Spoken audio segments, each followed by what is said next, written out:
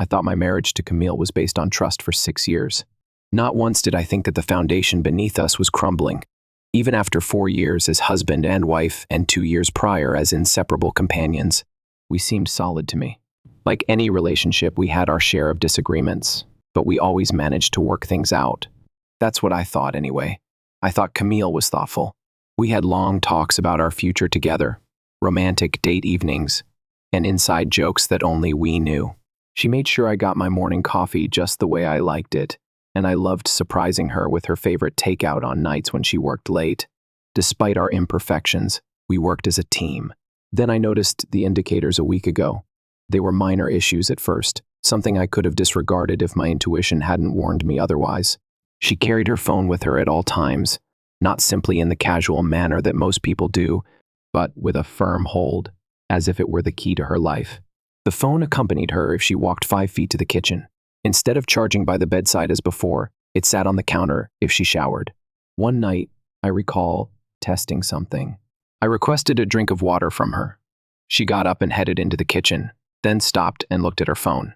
Rather than putting it down, she slipped it into her robe pocket and went on. There was no paranoia there. Change was that. Her password had been altered. When I went for her phone to check the time one evening while mine was charging, I realized it was a simple, careless gesture that I had made innumerable times.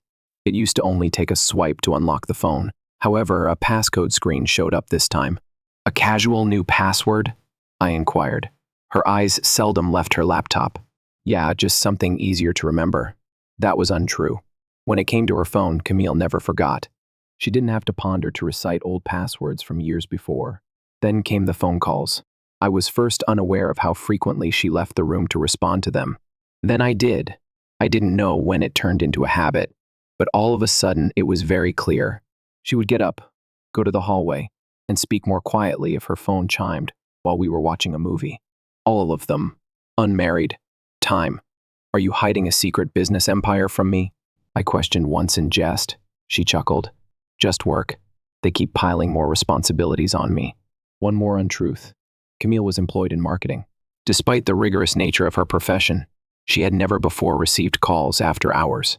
She wouldn't have been sneaking about like she was in a spy movie, and even if she had, she would have been moaning about it. The last piece came together 2 nights ago. I had arrived home from work late. The warm glow of the kitchen light illuminated the silent house. I heard her voice as I entered the corridor and was ready to cry out to her. She was talking on the phone. 2 lines resonated with me, even though I couldn't make out anything. It's almost ready. Starting fresh soon. Something twisted within me. My chest constricted. My stomach rumbled. I remained motionless. Didn't take a breath.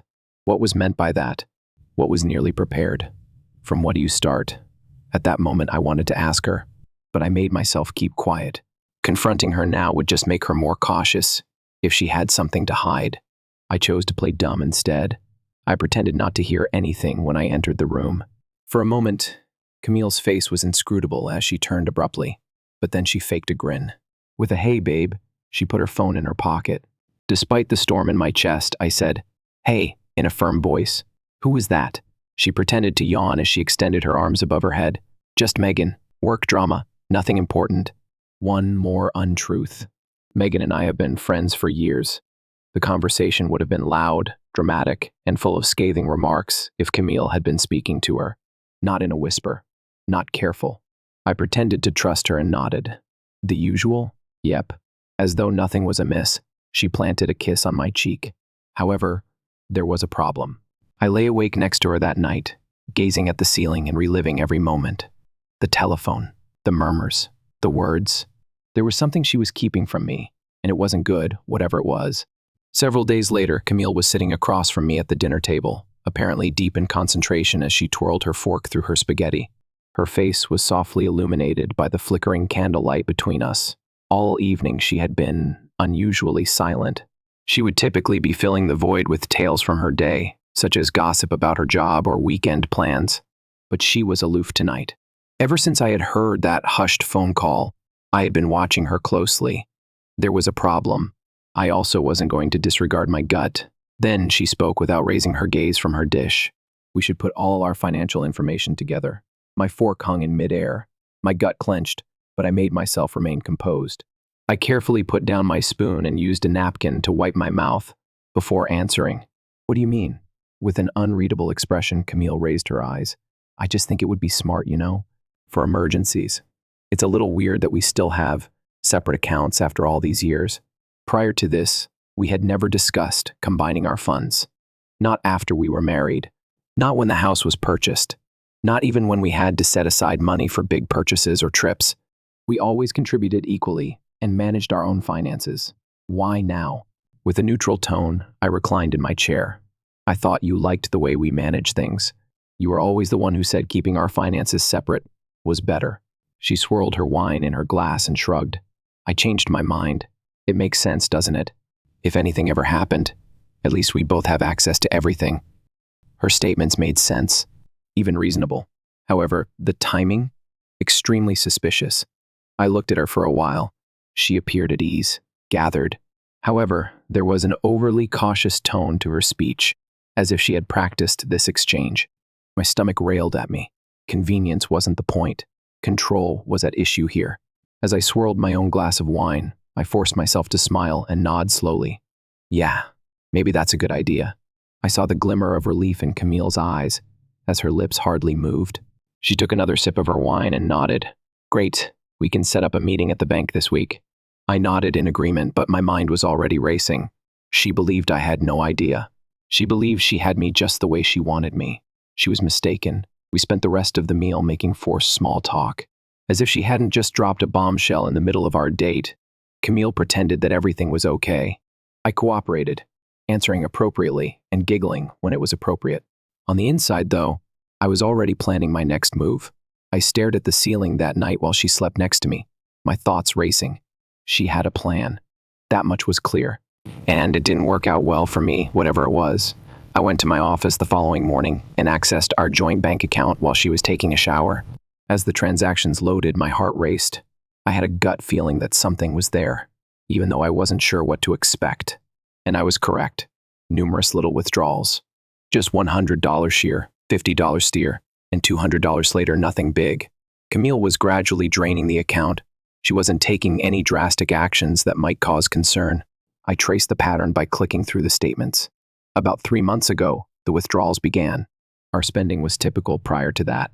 Now, though, she had already taken out little amounts of money totaling almost $5,000. What's the worst? It didn't match any of our typical expenses or bills. I gripped the edge of my desk and tightened my jaw. She wasn't merely discussing her departure. She was getting ready for it. I required assistance. I also knew just who to call. Reaching for my phone, I called Marcus. More significantly, Marcus was a divorce attorney and had been a friend of mine since college. The second ring caught his attention. Hey man, what's up? I paused for a moment. It would be real if you said it out. But I had to know the truth. When I eventually said, Camille's up to something, I think she's planning to leave me, and she's trying to take my money with her. Marcus remained quiet for a while. Then his tone became piercing. Tell me everything. So I did. There have been covert phone conversations. The password has been changed. The abrupt pressure to combine finances. The missing cash. By the time I was done, Marcus breathed slowly. Yeah, this isn't good. My stomach turned over. What do I do? You need to protect yourself. First thing, stop putting any more money into that joint account. Second, start moving your assets.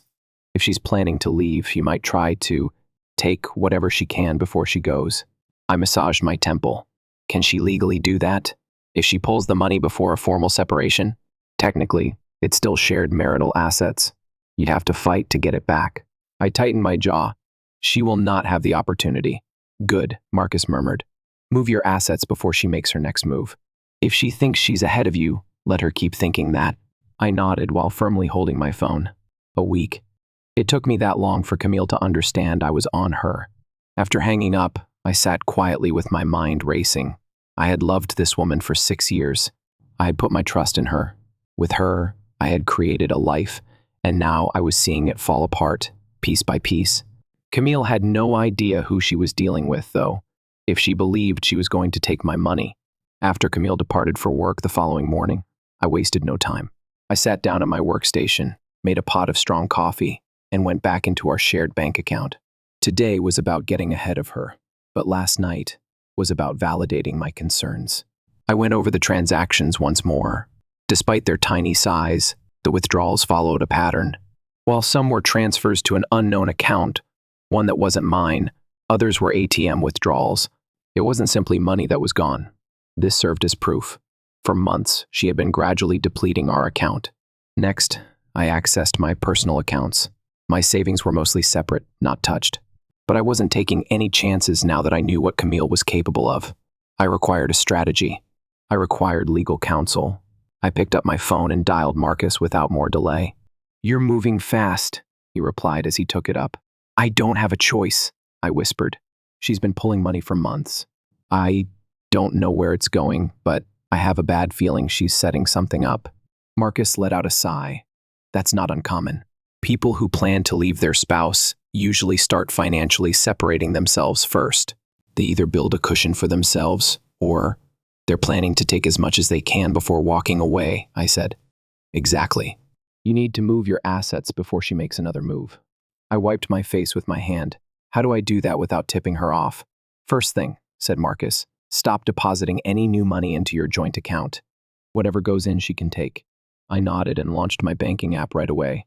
Second, he went on, you need to safeguard your assets. Do you have a family member you trust? I answered, my mother, right away. She was the only person I had complete faith in. Good. You can transfer some of your savings and your investments, even property, into a trust under her name. That way, if Camille tries to go after them in the divorce, she'll hit a dead end. I let out a breath. So, she won't be able to take anything? Legally, no. But anything still in your personal account is fair game. That's why you need to act now. I took my keys and shut down my laptop. I'm on it. I had already called the bank, scheduled a meeting, and begun getting ready for the transfers by the time I pulled into my mother's driveway. With a knowing look on her face, my mother, who had gone through 2 divorces herself, opened the door. Tell me what's going on, sweetheart. My jaw was clenched as I entered. I confessed. Camille is planning to leave me, and she's trying to take my money with her. Her face grew serious. I knew something was wrong the last time I saw her. She was too. Fake. I laughed a little dryly. Yeah. Well, it turns out she's been pulling money for months, and now she suddenly wants to combine our finances. My mom folded her arms. She's getting ready to run. Exactly. I took a seat and massaged my temples. I need your help. Marcus said if I move my assets into a trust under your name, she won't be able to touch them. She had no hesitation at all. We'll get it done today. We arrived at the bank 1 hour later.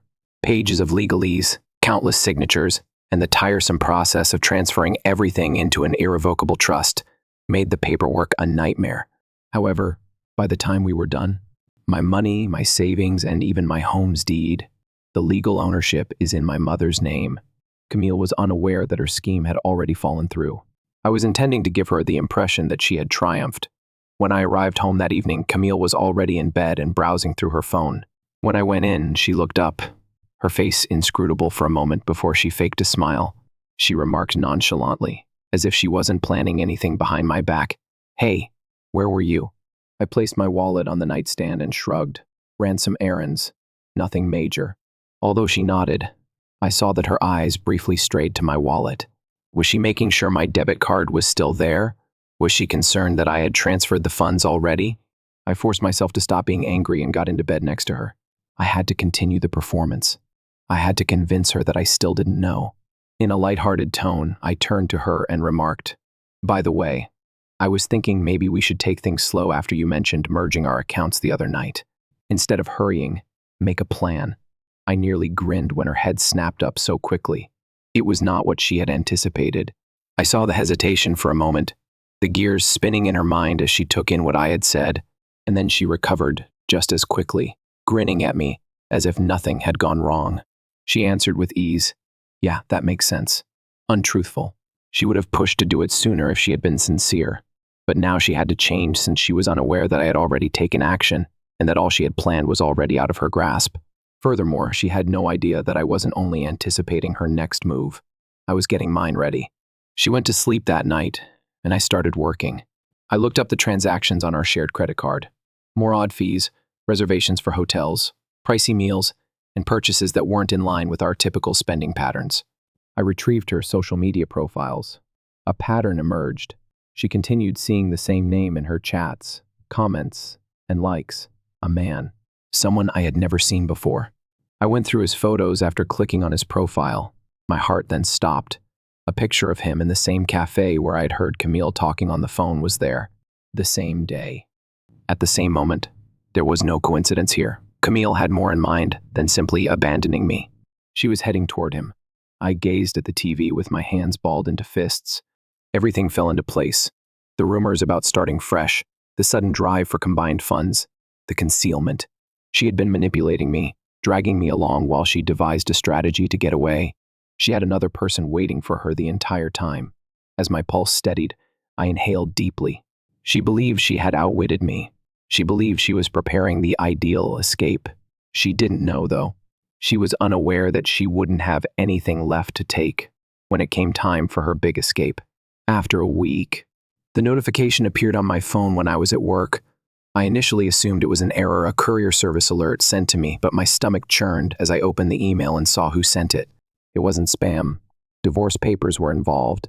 I selected the attachment, and there it was, a professional, chilly, and well-written document that outlined all of her demands of me. Camille lacked the grace to tell me face-to-face. She didn't look me in the eye when she got home the previous evening. Unlike two grown-ups, she didn't sit me down to talk. She had me served at work instead. I gripped my phone so firmly that my knuckles became white as I gazed at the papers. She desired half of everything, half of the home, half of what I have saved, half of what I invested, my vehicle, and support from the spouse. It nearly made me chuckle. She believed she had deceived me. She believed me to be just another gullible, blind spouse who wouldn't see the knife until it was well in his back. She believed she had triumphed. She didn't know what was in store for her. I inhaled deeply while releasing the tension in my chest by rolling my shoulders. The familiar walls of my office felt like they were closing in on me, making me feel suffocated. I was in need of some fresh air. I picked up my phone, got to my feet, and went outdoors. The divorce papers were still open on my screen as I stood next to my car in the relatively deserted parking lot, the cool afternoon breeze cooling me down. I then called Marcus. Almost instantly, he picked up. She did it at last. Yeah, I said in a level voice, but underneath I could hear a suppressed wrath. And you won't believe what she's asking for. Let me guess half of everything, and then some, Marcus said with a wry laugh. Of course, he murmured. That's how these folks work. They start by emotionally draining you. After that, they go after your wallet. She thinks she has me, I said with a quick exhale. She believes she is leaving wealthy. Over the phone, Marcus grinned and said, she's going to get the shock of her life. I grinned in return. Exactly. I watched as the afternoon light sank lower in the sky while leaning against my automobile. I had already transferred my funds, but she was unaware of it. I was unaware that my mother's name was legally associated with the house she desired. I had no notion that she couldn't access my savings. She believed she was getting a dumb divorce. However, she had just declared war on a victorious guy, and she was still unaware of it. After 2 days, I entered the legal office for our initial mediation of the divorce. As we entered the building, Marcus greeted me outside and gave me a shoulder pat. Are you ready? He inquired. With a nod, I said, let's end this. Camille was in the meeting room as we walked in. She was well-groomed, self-assured, and wearing stylish clothing that exuded authority. Even the way she styled her hair had changed. A fresh start, a new appearance. She had the vitality of a lady who believed she was winning the day. Her lawyer, a smug-looking man in a fine suit, sat next to her. I took a seat across from them, trying not to show my face. I looked at Camille, and she gave me a slight, courteous nod. She said, I hope we can handle this amicably, with ease. Me too, I said with a smile. After clearing his throat, her attorneys started outlining their demands. Everything Camille desired. Everything to which she believed she was entitled. Letting them talk, letting them dig their own graves. I listened in silence. When they finished, Marcus pulled out a large folder and slid it across the table. Her lawyer picked it up and scowled. What is this? Marcus's tone was almost amused as he sat back in his chair. Everything you should have checked before making demands. Her attorney turned the pages. His face changed from arrogant to perplexed. Observing his response, Camille leaned closer. "What's the matter?" Then she picked up the newspaper and began to read. The color left her face. Her breathing became erratic as she turned to the next page. Then another. Her hands began to shake. Because the truth was in front of her, she had nothing. No settlement, no leverage, and no claim. I sat back and watched her fall apart. Then I finally said something. "You filed for divorce thinking you were getting everything." I leaned forward a little, lowering my voice just enough to make her shudder. "But Camille, you forgot one thing," I grinned. "You're not the only one who knows how to plan ahead." Quiet, suffocatingly thick. Camille's lawyer, who had entered the room looking as though he had already won, was suddenly furrowing his brow and turning the pages more quickly as her hands trembled as she glanced through the documents, her carefully manicured facade crumbling in front of me. As I observed their unreadable faces, I let them come to terms with the truth of their circumstances. All Camille believed she was entitled to, all she had planned gone. At last, her attorney straightened his necktie and cleared his throat. "Mr. Carter," he began, attempting to speak with a reasonable tone. "I think there was a miscommunication. What my customer believed was..." Marcus leaned back in his chair as if he had all the time in the world and said, "There's no misunderstanding.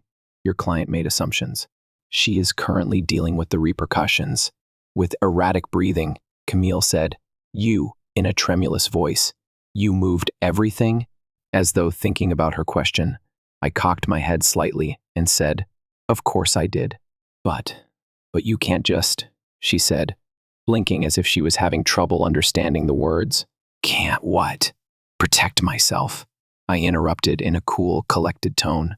She tightened her jaw. Marcus took over and opened a second folder.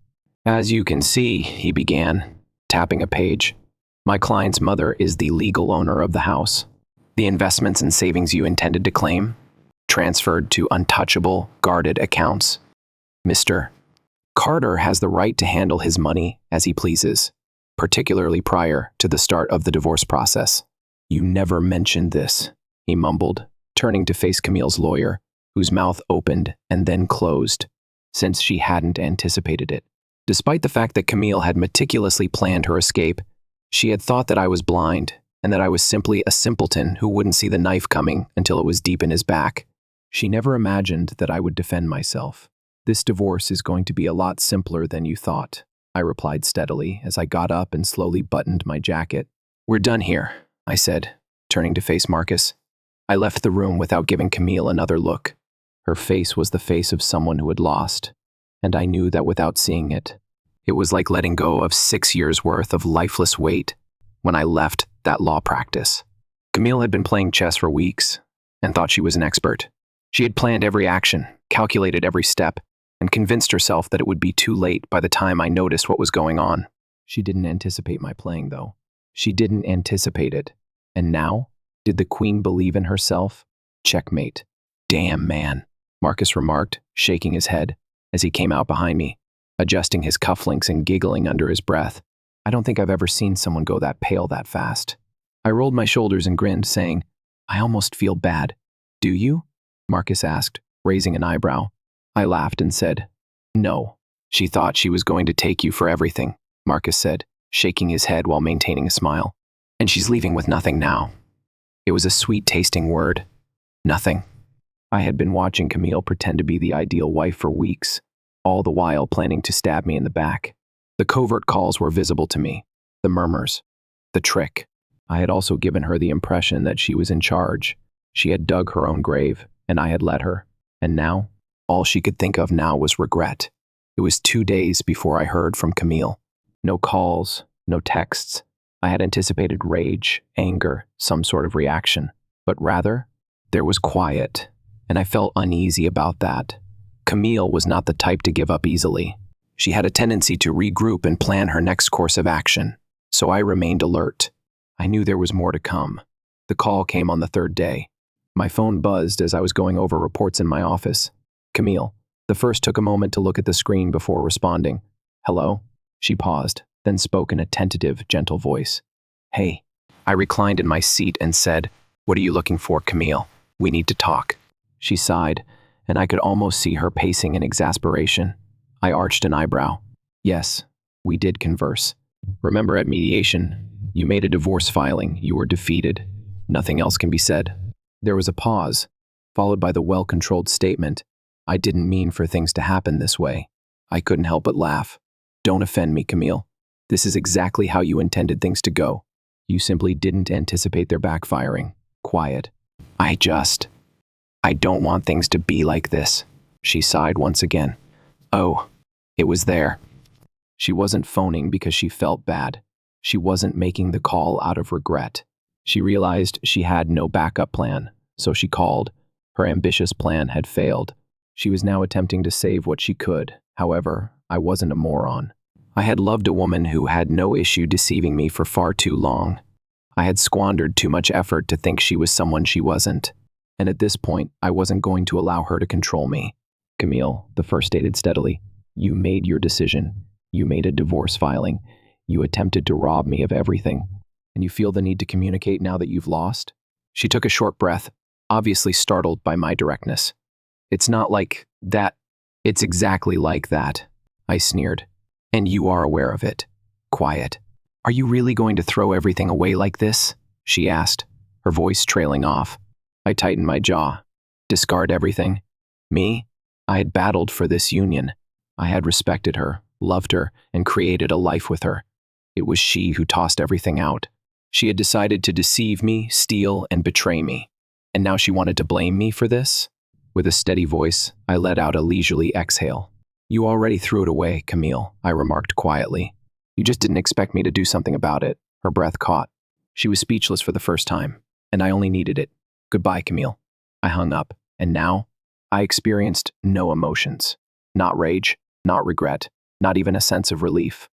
Only a stark, icy certainty. She had decided. I had also made mine. I knew this was finished as soon as I hung up. I will no longer wait, wonder, or act as though I was blind to the warning signs. I had completed my task. I began taking back my life over the course of the following several days. Resuming my workout routine, I took on additional tasks at work and went out for drinks with Marcus, who kept shaking his head and exclaiming, Dude, I still can't believe how perfectly that played out. What's the best part? I began to feel like myself once more. I was unaware of how much I had lost in this marriage and how much of who I was had been sacrificed to preserve something that Camille had been gradually destroying. Now, though, I was free now. I then received a text from an unidentified number a week following mediation. I nearly disregarded it. That is, until I got the message. You ought to view this. A screenshot was attached. A thread of text. The name of Camille is at the top. However, the messages, to me, they weren't. To him, they were. The other man. All of a sudden, it all made sense. The funds are absent from our accounts. On the phone, the murmurs. They intend to start over. She intended to steal my money and go out with someone else. Just now, she had lost both now. Because he wasn't responding to the previous communication, he had abandoned her. With a sigh, I sat back. She called me for that reason. She believed she understood everything. Now, though, she had nothing now. No cash, not a lover, no strategy. Furthermore, for the first time in a very long time, I was at peace. Is it for Camille's sake? She had turned into her own greatest adversary. My phone called once more that evening. Camille. I nearly didn't respond. I was intrigued, though. I picked it up. Did you not see it? Her voice was tremulous, almost audible above a whisper. I wasn't acting perplexed. Yes, I observed it. Quiet. Then came a feeble laugh. It's amusing, isn't it? After everything, I mean. Amusing? With a strong voice, I interrupted her. You lied to me for months, Camille. He had been plotting to steal from me for months. Prepared to deceive me for months. And now you've been dumped by the man you believed you were leaving me for. And you think I'll chuckle? She took a sharp breath as if my words had caused her physical pain. Excellent. She had never experienced true betrayal. She had planned all of this because she thought she would escape unharmed, believing that she would land softly. And now, she was fumbling now. I don't know what I was thinking, she finally said, her voice brimming with sorrow. You don't know what you were thinking? I sneered. You stole from me, Camille. You misled me while you were organizing our divorce. You had another man lurking in the background. Don't pretend that this was an accident. She remained silent for a while. Then she spoke in her quietest voice. Is it possible for us to resolve this? I nearly burst out laughing at the foolishness. Make this right. Nothing needed to be fixed. With a slow exhale, I tightened my hold on the phone. Camille, I said in a steady, composed tone, the instant you chose to turn on me, this marriage was terminated by you. You believed you were robbing me of everything, but rather, you lost everything. And now, you're by yourself now. I have nothing to do with that. Her breath caught. I believe it finally clicked for her for the first time. Her own life had been ruined, not mine. I wasn't damaged. I wasn't heartbroken. I wasn't sitting in the dark trying to figure out what went wrong by reliving our past. I was already over it. What about Camille? She had to accept the consequences of her actions. I let the silence linger, allow her to bear the consequences of her decisions. The final words I would ever utter to her were finally said. Goodbye, Camille. I then hung up, permanently. I felt something I hadn't felt in months when I woke up the following morning. Calm. I have no weight on my chest, no gnawing sensation in my stomach, no questioning what was true and what was false. Just some clarity. I no longer had Camille in my life. The last nail in the coffin had been her call the previous evening. Playing the victim was her attempt. Attempted to coerce me into giving her another opportunity. However, she didn't feel awful about what she had done. She regretted being discovered. Additionally, for the first time in a long time, I didn't think anything needed to be fixed. Since there were no further corrections needed, I got out of bed, stretched, and let out a long, heavy breath. There was silence in the house. It was the kind of silence that used to make you feel alone. However, today, it was liberating.